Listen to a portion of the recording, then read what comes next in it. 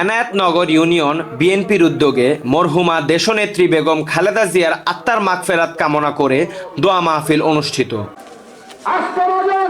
15ই জানুয়ারি রোজ বৃহস্পতিবার মাসদাইর বেকারের মোড় এলাকায় একটি খেলার মাঠে নারায়ণগঞ্জ 4 আসনের এনায়েতনগর ইউনিয়ন বিএনপি ও এনায়েতনগর ইউনিয়ন বিএনপির অঙ্গ সংগঠনের উদ্যোগে 3 বারের সফল প্রধানমন্ত্রী আপসহীন নেত্রী দেশমাতা মরহুমা বেগম খালেদা জিয়ার রুহের মাগফিরাত কামনা করে দোয়া মাহফিল অনুষ্ঠিত হয়।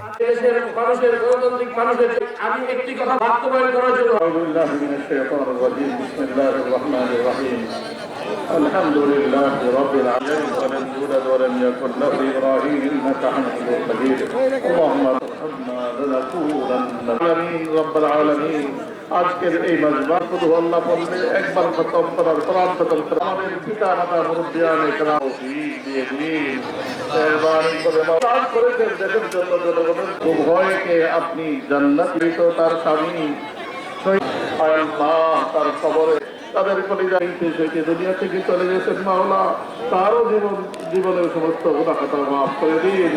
তার কবরকে জান্নাতি পরিবেশ বানিয়ে দিন আল্লাহ জান্নাতের বাগিচা বানিয়ে দিন একমাত্র ছেলে যাকে রেখে গেছেন মাওলা তাকে হাতের উপর হাক্কানিয়াতের উপর দেশের উপর এই দেশের স্বাধীনতা সার্বভৌমত্ব যেন সবসময় টিকিয়ে সমুন্নত রাখতে পারে সেই তৌফিক দিয়ে দিন কবুল আর মঞ্জুর করে নিন আমাদেরকে তার আশেপাশে থেকে তার হাতকে শক্তিশালী করার তৌফিক দিয়ে দিন আল্লাহ বাংলাদেশের উপরে আপনার খাস রহমত নাযিল করুন বিএনপির অনেক নেতাকর্মী এখনো জেলে আছে মাওলা আর 17 বছর যে নির্যাতনের শিকার তারা হয়েছে আল্লাহ মেহেরবানি করে আগামী দিনগুলো যেন শান্তি আর তৌফিক দিয়ে দেন